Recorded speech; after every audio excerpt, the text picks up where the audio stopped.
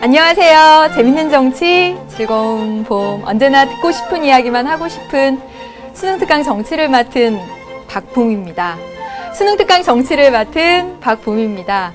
이 말을 올해는 내년에도 못하려나? 아무튼 올해는 마지막으로 하게 되네요. 네, 여러분 이 멘트를 하면서요. 재밌는 정치라고 말할 때가 막 오글오글 거릴 때가 있었고, 특히 즐거운 봄이라고 할 때는 오글오글 거려서 이걸 뺐다가 그거 빼고 나면 학생들이 무슨 일 있으신가? 왜 즐거운 봄이라고 안 하시지? 이럴까봐 넣었다가 또 오글오글 할 때도 있었는데, 아무튼 마지막 멘트를 하니까 감개무량합니다.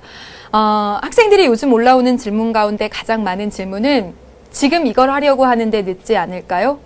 지금 이걸 하려고 하는데 할 수 있을까요? 이런 질문들을 많이 합니다. 여러분, 그런 질문을 하시면 저는 거기다가 너무 늦었어. 할 수 없단다. 이런 대답을 달 수 없습니다. 선생님의 대답은 9월 달에 10월 달에 그 질문을 하셔도 안 늦었어. 할 수 있어 라는 대답밖에 달 수가 없어요. 다시 말하자면 시작하는 여러분들, 너무 늦게 뭔가를 시작하는 여러분들, 초조하고 또 힘들고 그런 마음 있겠지만 어차피 지금 해야 된다면 너무 늦었다. 이제 와서 어떡하지? 이런 생각 하지 마시고 쭉 밀고 나가시길 바랍니다. 그리고 또 하나 더 말씀드리고 싶은 건 지금 160일, 150일 남은 이 시점 있죠? 지금 이때가 얼마나 시간이 많이 남고 사실은 안 늦은 시기인 것을 10월 달 가시고 9월 달 가면 느끼게 될 거예요. 그때 가서 내가 6월 달에, 5월 달에 했던 것도 뭔가 했던 것도 늦지 않았던 거구나 라는 것을 느끼시게 될 겁니다. 지금 이 순간에 뭔가 생각하시고 뭔가 이렇게 안절부절 하신다면 안절부절 하지 마시고요. 지난 거는 지난 거고요. 지금 이 시간부터 결정하셔서 정말 끈기 있게 밀고 나가시길, 그런 힘을 가지시길, 그리고 자꾸 흔들리지 마시길 부탁드립니다. 여러분, 마지막 강의입니다. 오늘 이 시간 국제사회와 정치 두 번째 시간이며 마지막 심화 14강 진행해 나가도록 하겠습니다. 여러분, 교재 148페이지 1번 문제부터 보면서 이번 시간의 내용들 정리해 나가겠습니다. 지난 시간에 국제정치 파트에서 중요한 거 말씀드렸어요. 국제사회의 특징, 그렇죠? 그리고 국제사회를 바라보는 관점까지 지난 시간에 본 것이라면 이번 시간에 국제연합을 비롯한 국제기구와 국제법, 그리고 여러분 국제관계에 변화하는 부분들을 기억을 하셔야 될 부분들입니다. 네, 148페이지 1번 문제부터 보겠습니다. 네, 볼게요. 다음은 두 나라 간의 조약 절차를 요약한 것이다 라고 했습니다. 기억에서 미음에 대한 설명으로 옳은 것은 했고 우리 교재 148페이지 1번입니다. 이런 순서가 이렇게 나온 것은요, 여러분, 작년에 수능 문제에서 이 조약 체결 절차를 사파로 이렇게 넣어가지고 출제된 적이 있었기 때문에 이제 수능 특강 실전 문제에서는 보다 더 구체적으로 이제 아예 단계를 제시한 것이죠. 그럼 물론 이 단계를 외우는 건 아닙니다. 네. 볼게요. 양국 간의 문안에 대해서 합의하고요. 이러한 내용으로 해야지라고 문안에 대해서 합의하고 이거에 대해서 관계 부처의 합의나 법제처 심사를 거쳐서 국무회의를 거쳐서 대통령이 제가하면 조약을 서명합니다. 그리고 국회의 비준 동의를 거치죠. 아주 중요한 조약에 대해서 국민들에게 어떤 재정적인 책임을 지우는 조약이나 국가 안보에 대한 아주 중요한 조약에 대해서는 국회의 비준 동의를 거칩니다. 모든 조약은 아니고요. 그리고 비준서를 교환하고 국내에 공포하게 되는 거죠. 그러면 1번 보겠습니다. 양국 간 문안 합의는 양국의 행정부 수반에 의해서 이루어진다. 어떤 문안에 어떤 내용이 어떻게 들어갈 것인가 라는 사항들까지 대통령이 다 해야 된다면 우리나라 행정부 수반은 대통령이니까 그럼 대통령이 너무 힘들어서 정말 힘들어서 안 돼요. 네. 이 양국 간의 문안 합의는 보통 국무위원 장관들 중심으로 하게 됩니다. 그러니까 이거 아니죠. 그 다음에 2번. 니은은 이 조약 서명은 관계부서 국무위원이 담당한다. 그러니까 1번하고 2번이 좀 바뀌었다라고 생각하시면 되겠습니다. 조약 서명의 주체가 바로 행정부 수반이 되는 거죠. 그러니까 이게 바뀌었네요. 3번. 국가 간의 모든 조약에 대해서 국회의 비준 동의를 거친다? 아니지요. 네. 그 다음에 리을을 통해 비준서를 교환함을 통해 이걸 서로 교환하면서 이제 양 당사국의 효력이 발생하게 되는 거죠. 그 조약의 효력이 발생시키게 되는 거죠. 맞고요. 4번이 정답 되겠네요. 미음은 이 국내에 공포하는 건 성립된 조약을 국민에게 그냥 주지시키는 선언적인 어떤 그런 형식적인 절차일 뿐이다. 아니고요. 이렇게 공포했을 때 국내 법적 효력을 갖게 되는 것이죠. 그래서 어떤 선언적인 형식적인 절차 이런 게 아니라는 이야기입니다. 정답은 4번 고르시면 되겠습니다. 이제 다음 문제 볼게요. 밑줄 친 기역 니은에 대한 설명으로 옳은 것은 했습니다. 2010년도 수능 문제가 되고요. 여러분 지금 기역 니은이 빠졌는데 여기 생물 다양성 협약이 기역. 그 다음에 어디 있을까요? 네, 하면서 할까요? 네, 여기. 예. 국제환경 시민운동 단체들 여기가 니은인가요? 네, 제가 확인 좀 하겠습니다. 네, 맞네요. 네. 해볼게요. 1992년에 국제연합 주도로 열린 리우 회의에서 155개국이 생물 다양성 협약에 서명을 했습니다. 여러분 국제법의 종류에 세 가지가 있죠. 조약, 국제관습법, 법의 일반 원칙 이렇게 세 가지가 있습니다. 조약하고 국제관습법을 구분해 보면 조약은 아주 명시적인 합의에 의해서 어떤 서명서 같은 걸 교환하게 되는 것이고 국제관습법은 일반적인 국제관계 관행이 법적 확신을 얻어서 된 거죠. 지금 보시면 여기 서명을 했다라고 나와 있습니다. 다시 말하면 이 생물 다양성 협약이 조약에 속한다라는 사실을 확인하셔야 되겠죠. 그렇죠? 그리고 이 조약의 명칭은요. 이렇게 생물 다양성 협약, 협정 이런 말들이 끝에 들어가 있습니다. 근데 여기서 하나 기억하셔야 될 건 우리가 조약을 공부할 때 어떻게 공부하냐면 2개 이상의 국가가 명시적인 합의를 통해 이렇게 배웁니다. 2개 이상의 국가를 우리는 어떻게 생각하냐면 단 둘의 국가라고 생각을 합니다. 한미 FTA, 한일 어업협정 이런 식으로. 그래서 두 나라 사이에 맺어진 것만을 조약이라고 하는 것이 아니라 지금 보다시피 155개국이 서로 서명해도 조약입니다. 그렇죠? 그래서 협약 체결 이전부터 희귀 동식물 서식지인 아마존 원시 열대림 보호 활동을 펼쳐왔던 이런 국제환경운동 시민단체들, NGO 되겠죠? 협약 이행을 위해서 지속적으로 노력해 오고 있고요. 다시 말하면 국제사회에서 비정부 간 국제기구들이 어떤 압력을 행사하고 영향력을 행사하고 하는 것 등을 볼 수가 있습니다. 그 예로 2001년에 그린피스는 대표적 열대 수종인 마호가니 불법 거래의 다국적 기업들과 부패한 정부가 연루되어 있다는 보고서를 발표해서 브라질 정부로 하여금 모든 마호가니 벌목을 중지시키는 이런 조치까지 이끌어냈어요. 예, 비정부 간 국제기구가 어떤 한 나라의 영향력을 행사해갖고 비정부 간 국제기구가 요청하는 바를 이끌어내는 그런 것까지 갔습니다. 그러니까 영향력이 커졌다라는 걸 알 수가 있죠. 1번 기억 어디죠? 예, 이거죠. 생물 다양성 협약은 환경 보존 차원에서 국제 관습법 아니라 조약. 틀렸네요. 2번 기억은 법의 일반 원칙으로서 조약이라니까요. 네, 아니죠. 3번 니은 국제환경운동 시민단체들은 정부 간 국제기구 아니죠. 비정부 간 국제기구 NGO라고 얘기하고 시민단체나 개인들이 가입의 주체가 됩니다. 그러니까 아니네요. 4번 니은은 국제환경운동 시민단체들이 조약 체결 비준의 주체입니까? 조약 체결 비준의 주체는 행정부 수반이잖아요. 네, 아니죠. 네, 비정부 간 국제기구가 아닙니다. 5번 니은은 국제사회 행위 주체 맞죠? 그렇죠? 그래서 이거 제대로 이행하는지 감시하고 있죠. 맞네요. 정답 옳은 것 5번. 네, 맞습니다. 여기까지 됐습니다. 그래서 이 문제는요. 국제법과 그다음에 국제사회 행위 주체가 같이 이렇게 해서 문제로 구성이 되었습니다. 그럼 이제 수능 특강에 나온 문제들 확인해 보겠습니다.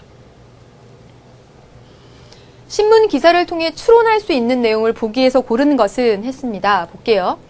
비행기 화장실에서 담배를 피웠다가는 처벌을 받죠. 그렇죠? 안 된다네요. 예. 서울발 뉴욕행 비행기에서 담배를 피우다 걸리면 누구에게 처벌받을까? 누구에게 처벌받을까요, 여러분? 재밌네요. 그 비행기가 어느 나라 국적이냐에 따라 다르답니다. 한국의 항공사이면 한국에서 처벌받고요. 미국 항공사의 비행기를 탔으면 미국에서 처벌을 받게 된대요. 좋은 정보네요. 해상 사고도 처리 과정이 비슷한데 2009년 9월과 11월 제주도 남방에서 외국 선박에 부딪혀 우리 어선이 침몰하는 바람에 9월과 11월 이게 맞을까? 각각 선원 4명과 7명이 맞네요. 사망하는 사고가 발생을 했어요. 예, 공해상에서. 업무상 과실치사 혐의로 구속감이지만 검찰은 가해 선박에 대해서 공소권, 다시 말하면 소송을 제기해서 재판을 할 수 있는 권한이 없음 결정을 내렸답니다. 그 이유는 해양법에 관한 국제연합 협약이네요. 조약이네요. 국제법이죠.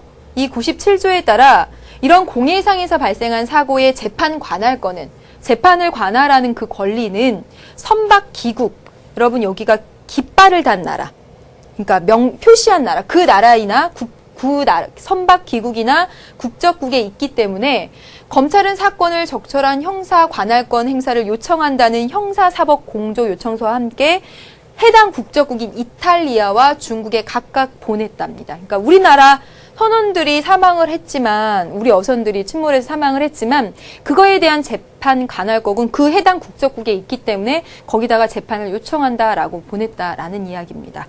국제법은 국내법과 조금 이 국내법으로 처벌할 수 없는 그런 얘기들이 지금 나와 있는 거죠. 저 보겠습니다. 기억 볼게요. 지금 이 내용을 통해서 봤을 때 국제법이 국내법과 같은 동등한 효력을 하고 있음을 알 수가 있죠. 그렇죠? 우리나라 사람들이 또는 우리나라 사람들이 이런 다친 문제가 있었는데 우리나라 법으로 처벌하지 않고 국제법이 국내법과 동일한 상에 있기 때문에 이런 해양법에 관한 협약에 근거해서 그 나라한테 요구하는 그런 절차를 한다든가 하는 것을 봤을 때 국제법이 국내법과 같은 효력을 발휘시킴을 알 수가 있습니다. 그렇죠? 그다음에 니은. 국제법을 어긴 행위 주체에 대한 법적 강제가 쉽지 않다. 지금 국제법을 어긴, 지금 여기 이탈리아 선박, 중국 선박에 대한 법적 강제를 하려고 뭔가 문서를 보냈잖아요. 이게 법적 강제가 쉽지 않다. 그걸 하려고 이렇게 보냈습니다. 그 절차 그대로.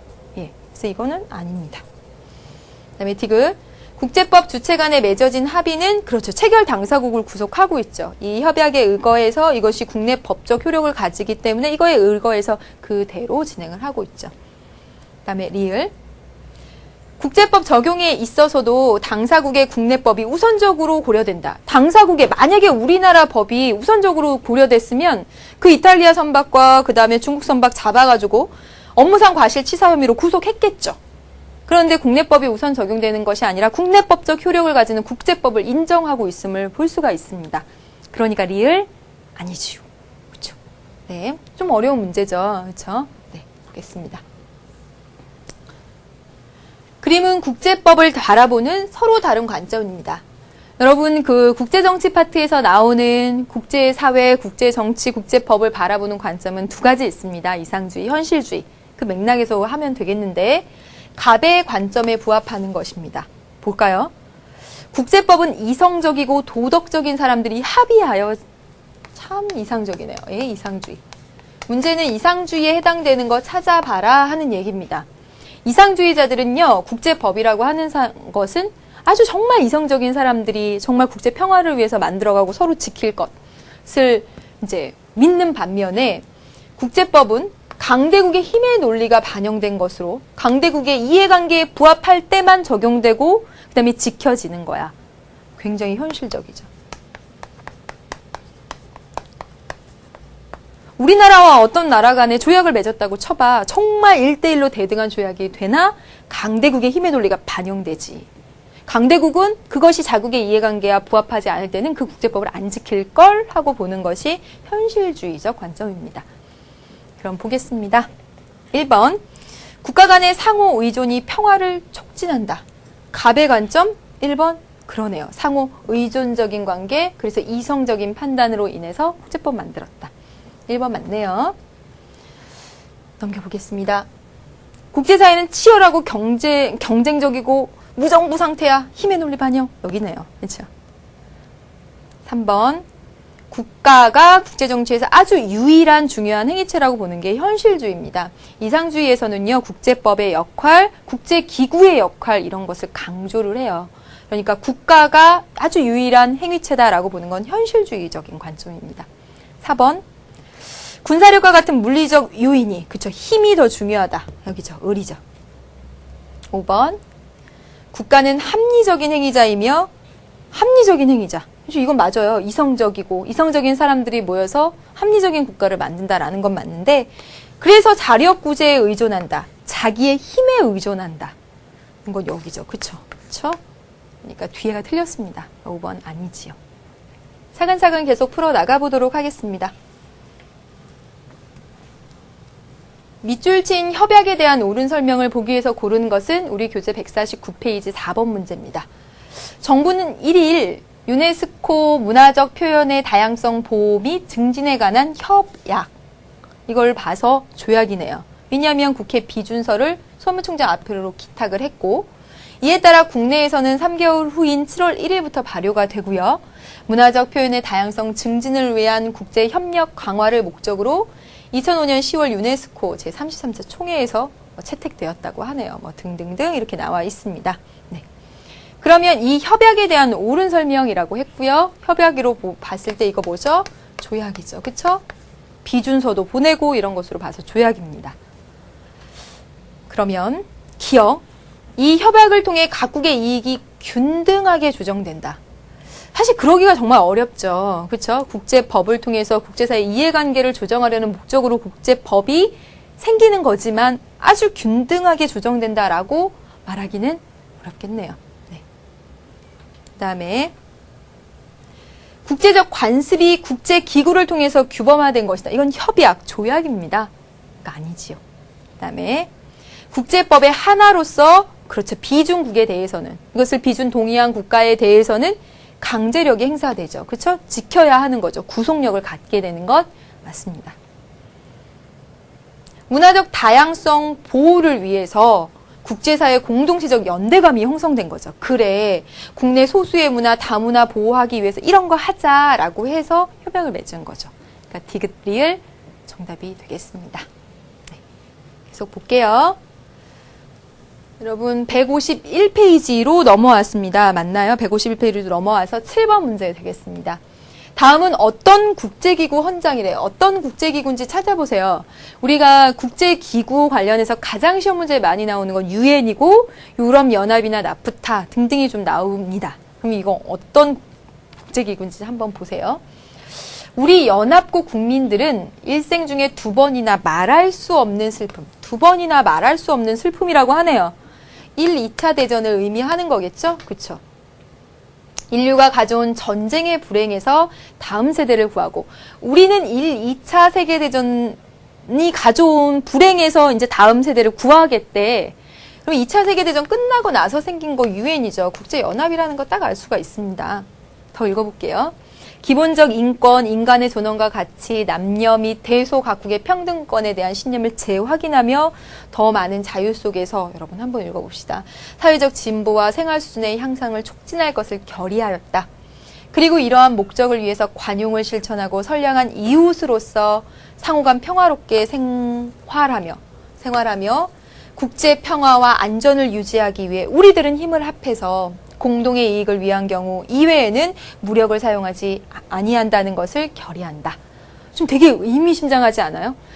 정말 한 개인이 모여서 뭔가를 목적으로 만들어서 그런 기구를 만드는 것도 사실 어려운데, 이 국가라는 행위체들이 모여가지고 이런 국제연합, 즉 세계 평화를 위한 하나의 기구를 만들었고, 그 의미들을 담은 이 내용들을 곱씹어서 읽어보니까 참으로 의미심장한 것 같습니다. 그러면서 여기서 드러나는 것 한 가지는, 이 유엔 국제연합이라고 하는 것은 지금 읽어봤다시피 관용을 실천하고 그리고 선량한 이웃으로서 서로 평화롭게 살고 이런 것으로 봤을 때 이 유엔에는 이상주의적 시각이 드러나 있음을 알 수가 있죠. 그렇죠? 인간 본연의 도덕, 관용 이런 것들을 바탕으로 해서 평화롭게 살아가자는 이상주의가 드러나 있음을 알 수가 있습니다. 참으로 의미 있네요. 근데 참 잘 안 지켜지고. 이렇게 1번. 우리나라는 기구가 창립될 때부터 1945년에 유엔이 창립됐습니다. 그때부터 회원국의 지위를 가졌다? 그렇지 않아요. 91년에 가진 것으로 선생님이 알고 있습니다. 왜 처음부터 사실 우리나라는 들어가고 싶어 했어요. 그런데 아시죠? 그 안전보장이사회 상임이사국 5개 나라 중에 한 나라라도 반대가 있으면 안 되는 거. 어떤 결정이. 소련이 계속 반대했습니다. 우리나라의 가입을. 그러니까 그게 막강한 권한, 힘의 논리가 나타난다는 거죠. 그래서 그러다가 91년에 남북 유엔 동시 가입으로 들어가게 되었죠. 그러니까 1번 아니죠. 네, 2번. 전 세계 모든 국가에게 회원국 가입의 문호가 개방되어 있습니다. 개방되어 있어요. 북한도 들어갈 수 있고 우리도 들어갈 수 있고요. 다. 악의 축이라고 하는 나라들도 들어갈 수 있고. 네. 그거 맞죠. 기구 산하의 모든 조직의 운영은 주권 평등의 원칙이 적용되고 있다. 우리 공부했지만요. 유엔 산하 기구 중에 그쵸. 그 다 모여서 회의하는 네. 총회는 주권 평등의 원칙에 따라 일국 일표주의가 이루어지지만 지금 봤듯이 안전보장이사회 상임이사국들의 그 지위를 봤을 때 모든 기구에서 주권 평등이 이루어지고 있는 거 아니죠. 그렇죠? 4번. 총회는 실질적인 최고 의사결정 기구는 바로 안전보장이사회죠. 그렇죠? 형식적으로 총회가 최고 의사결정 기구의 역할을 하지만 안전보장이사회에서 아니야, no 이렇게 하면 아무런 결정도 이루어질 수 없잖아요. 그러니까 이것도 틀렸습니다. 4번. 정치적, 군사적, 외교적 문제에 대한 개입과 참여를 반대하고 있다.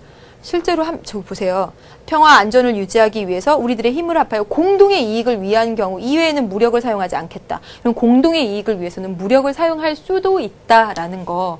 여러분 유엔 평화유지군도 있잖아요. 그래서 개입과 참여하죠. 그래서 그 끊임없이 주권 국가에 대한 주권 침해 논란과 맞물려서 있잖아요. 네, 그러니까 개입합니다.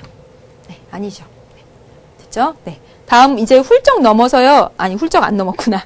네, 이제 기출문제 보겠습니다. 네. 여러분 이 문제 보세요. 다음 국제기구들의 의사결정 구조를 비교하는 것이에요. 보시면 여기는 한 나라가 한 표로 행사하고 있고요. 평등하네. 그리고 총회원국이 다 모여가지고 3분의 2 이상 찬성하게 되면 이제 결정이 되는 거죠. 근데 그 밑에 보세요. 한 나라가 한 표를 행사하고 있는 건 맞는데 모든 상임이사국의 찬성 투표를 포함한 9개국 이상의 찬성이에요. 이거 보세요. 모든 상임이사국 5개국. 지금 나는 보면 어디임을 알 수 있냐면 유엔 안전보장이사회임을 알 수가 있습니다.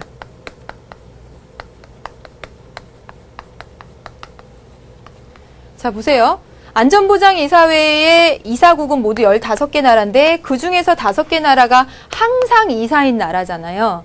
선생님이 그 예를 가져다 이야기를 드렸죠. 반기문 사무총장님 가져다가. 반기문 사무총장님 15표 가운데서 한 표의 반대를 받았습니다. 걱정할 필요 없어야 되잖아. 근데 왜 안 되면 어떡하지? 왜 우리나라에서 걱정을 했었냐면 이 한 표가 상임이사국 5개 나라 중에 한 표가 나왔다. 반대가 한 표가 나왔다. 그러면 14개 나라가 모두 좋다고 해도 유엔 사무총장이 되지 못한다라는 겁니다. 강력한 권한이죠. 그렇죠? 그래서 힘의 논리가 드러나 있습니다. 여기. 모든 상임이사국의 찬성을 포함한 9개 이상의 찬성. 이 상임이사국 5개 나라 가운데 한 나라도 싫다 그러면 어그러져 버리는 거. 힘의 논리. 그다음에 경제력에 비례해서 국가별로 투표권을 차등 배분합니다. 여기서부터가 뭐가 이제 주권 평등이 어긋났네요. 총 투표권의 85% 이상의 찬성입니다. 이게 참 다수결의 원칙이라는 것에 맹점이 있는 것이 85% 많은 사람들이 좋아하는 것을 결정하자고 이런 요건을 두는데 만약에 작당하고 100명이 모여 있는데 내가 16명만 모으면 그쵸? 이거 부결시켜 버릴 수가 있죠. 오히려 소수결이 돼버리는 겁니다. 네. 아무튼 문제 골라볼게요. 기억. 가는 강대국과 약소국 사이의 투표권의 차이가 없죠. 가에서는. 모든 나라랑 한국이 한 표고. 맞네요. 그 다음에 니은. 나는 9개 이상의 비상임이사국들이 연합하면 상임이사국이 반대하는 안건도 의결할 수 있다? 아니죠. 예, 제가 말씀드렸잖아요. 그렇죠? 아닙니다. 그 다음에 다는 15%를 초과하는 투표권을 가진 나라가 실질적인 거부권을 가지는 것과 마찬가지죠. 오히려 소수가 전체 다수를 이렇게 눌러버리는 그런 여기 이 조건으로 인해서 나타나고 있죠. 맞습니다. 리을. 다의 의사결정 방식은 약소국에게 불리하죠, 여러분. 그쵸? 여기선 안전보장이사의 상임이사국의 이 찬성 반대 여부가 너무너무 중요해지는 거고. 또한 여기 다에서 보면 경제력에 비례해서 투표권을 2표, 더 부자인 나라는 3표, 4표 이렇게 주다 보니까 약소국에게 불리해지는 거죠. 그렇죠? 네. 20번 문제 같은 문제는 우리가 유엔 안전보장이사회를 생각하면서도 다수결의 원칙의 맹점을 생각할 수 있으면서도 하는 정말 좋은 문제입니다. 네, 여러분 한번 보시기 바랍니다. 이제 우리 훌쩍 넘어가지 않군요. 151페이지 8번 문제 계속 151페이지 8번 문제 보겠습니다. 밑줄 친 기역과 리을에 관련된 옳은 설명만을 보기에서 있는 대로 고른 것은 그랬습니다. 이 국제정치 파트는 조금 시사성 있고 이슈랑 같이 이렇게 나옵니다. 그래서 이런 내용에 대해서 신문에서 미리 봤으면 더 지문 이해가 쉬울 거예요. 볼게요. 한국 정부는 분유의 고율 관세를 회피하기 위해서 이 분유를 수입하는데 아주 되게 관세가 높은가 봐요. 그것을 회피하기 위해서 혼합 분유 수입 급증에 대응하기 위해서 1997년 3월 긴급 수입 제한 조치를 발동해서 이 긴급 수입 제한 조치라고 하는 것은 무엇이냐면 수입되는 그 물량, 혼합 분유 뭐 이런 거 있잖아요. 혼합 분유 이런 것에 대한 그 물량을 정해버리는 거예요. 요만큼 한 100통밖에 수입 안 돼 이렇게 정해버리는 거죠. 그렇죠? 지금 보세요.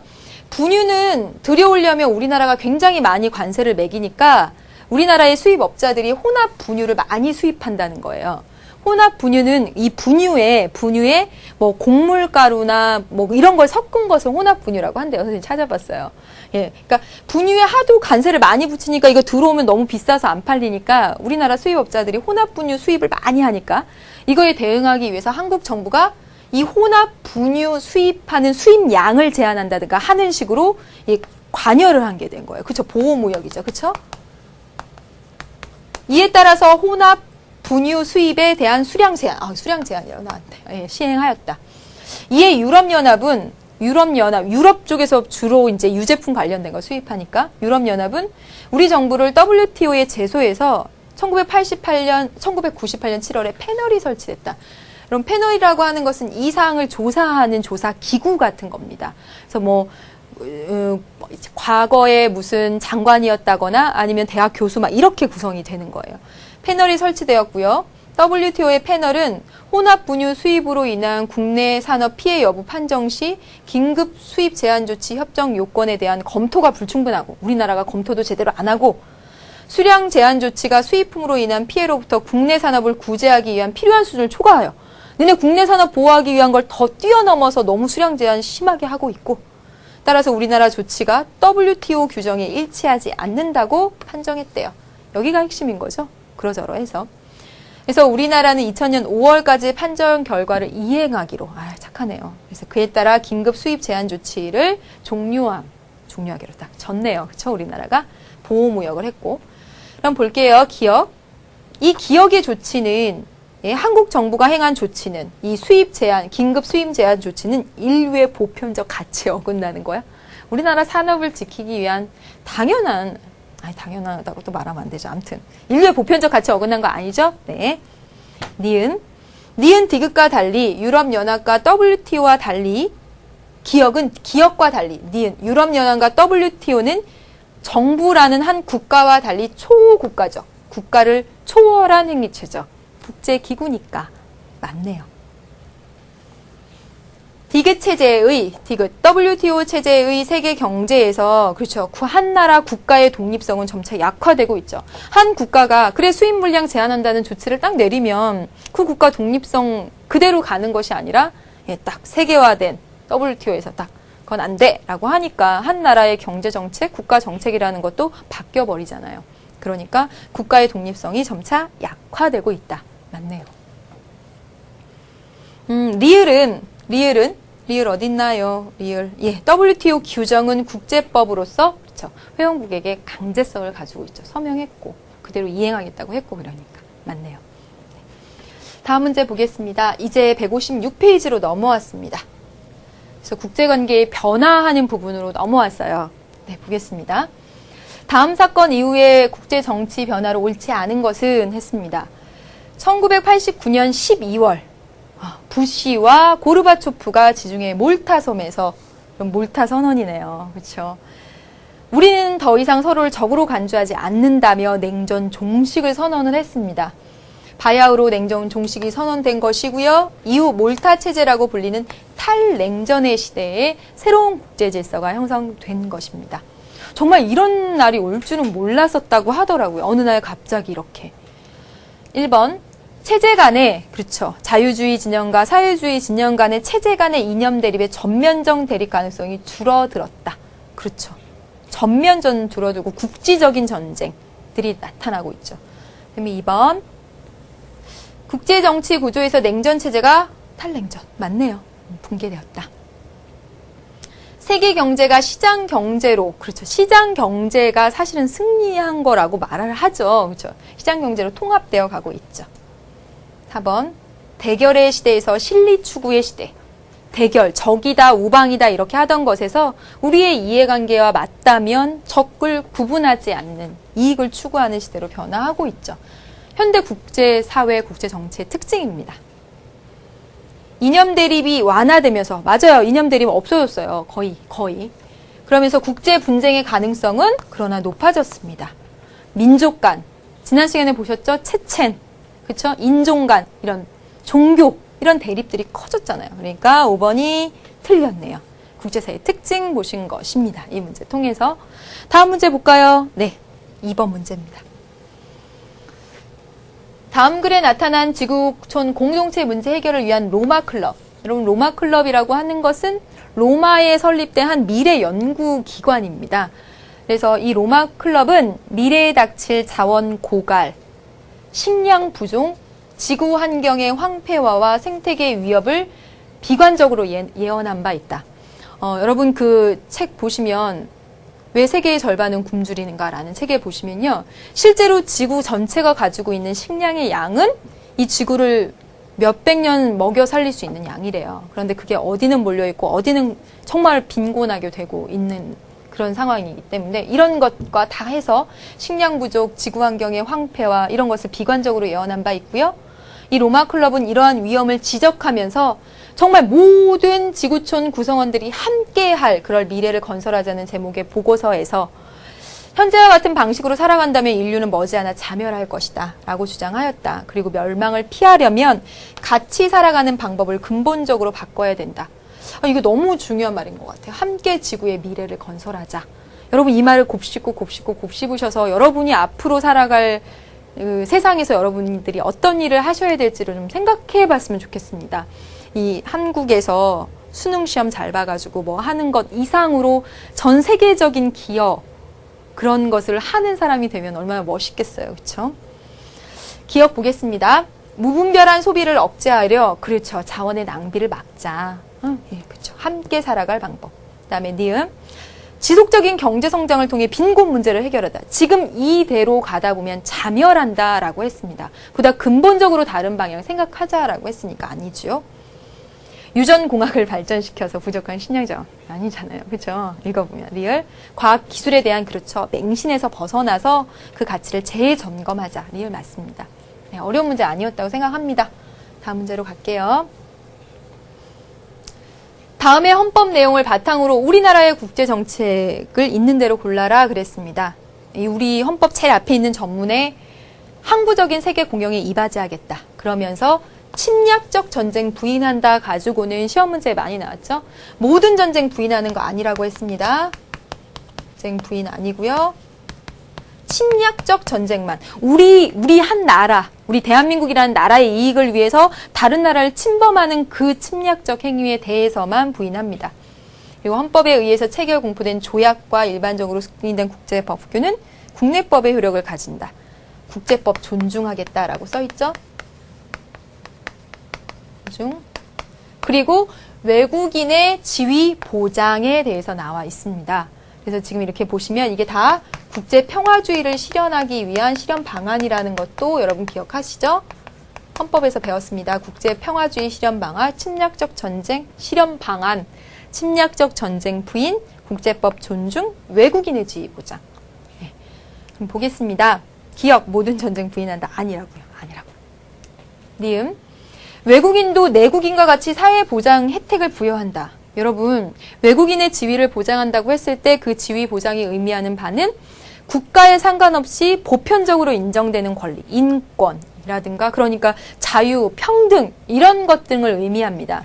따라서 외국인의 지위를 보장한다고 해서 그 외국인에게 참정권을 주거나 사회권을 주거나 이런 건 아니라는 거죠. 네.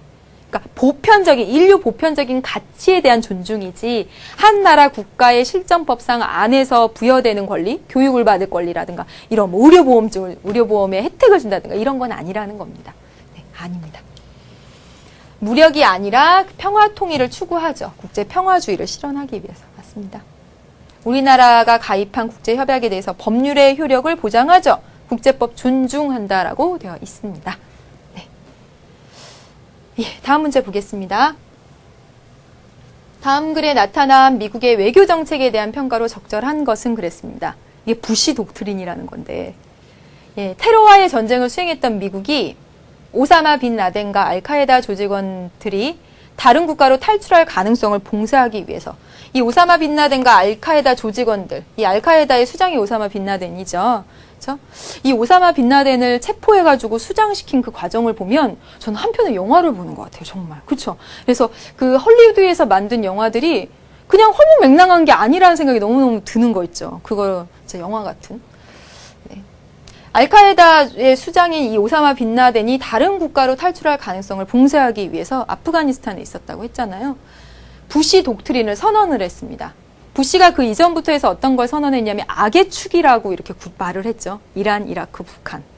이 세 나라는 그 2차 세계대전을 일으켰던 그 나라들처럼 세 나라 간의 유대 관계는 없지만 그 전 세계의 위험을 초래하는 악의 축이라는 점에서는 그 2차 세계대전을 일으켰던 그 나라들과 다를 바 없다라는 걸로 아주 적국으로 규정을 했었던, 그러면서 이제 오사마 빈 라덴, 9.11 테러를 일으켰던 오사마 빈 라덴이 어떤 다른 나라로 탈출하는 거 막기 위해서 이걸 선언했습니다. 핵심 내용은요, 테러리스트들을, 이들을 보호하는 국가는 그들을 넘겨주거나, 예, 넘겨주거나 아니면 그들과 운명을 같이 해야 한다는 것이다. 다시 말하면 오사마 빈 라덴과 알카에다 조직이 미국의 적국인 것처럼 너네 보호해주면 니네도 우리의 적이 된다.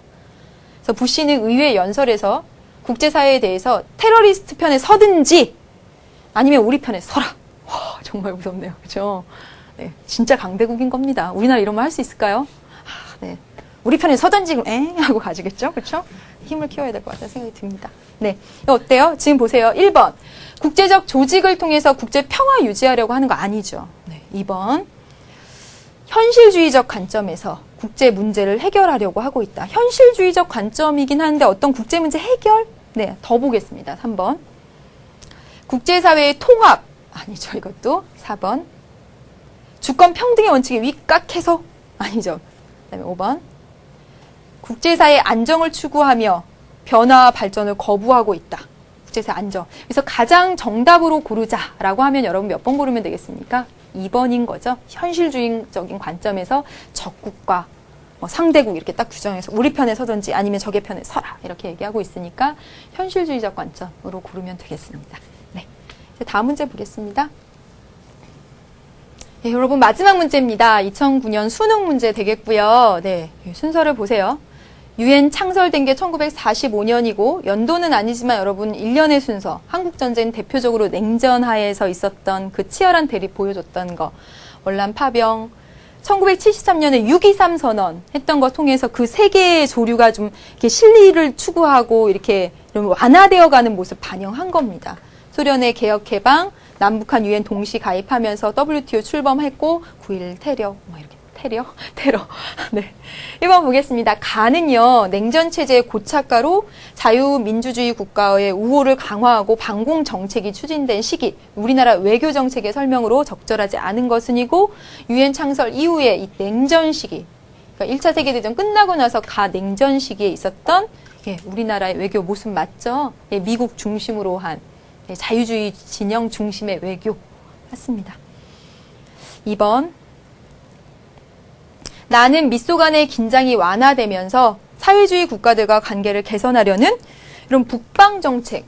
물론 이때 1973년에 세계의 기류가 그 냉전의 완화 움직임이 있었기 때문에 그런 화해 무드 같은 것이 있었지만 우리나라 외교상 북방 정책, 우리나라 북쪽에 있는 소련, 러시아죠. 중국과 이런 교류, 개방 이런 것 등은 1990년대 초에 일어났던 일입니다. 그러니까 여기는 73년이니까 아니죠. 이건 적절하지 않은 거 2번 되겠습니다. 얼마든지 헷갈릴 수 있게 냈던 문제입니다. 이제 계속 볼게요. 맞으니까. 다는, 다 여기네요. 그쵸? 다는 동서진영의 대립이 해소되었고, 그렇죠, 여러분. 네. 1989년 이후에 이제 91년 소련 해체 다 이렇게 되면서 북한을 포용하려는 대북 정책이 도입됐죠. 남북 정상회담 한 거 보세요. 네. 4번. 라 시기에 9.11 테러 이후에 이런 국제적인 테러가 점증하면서 테러와의 전쟁을 지원하기 위해 병력을 파병했던 시기. 이라크 파병했습니다. 2003년에. 네.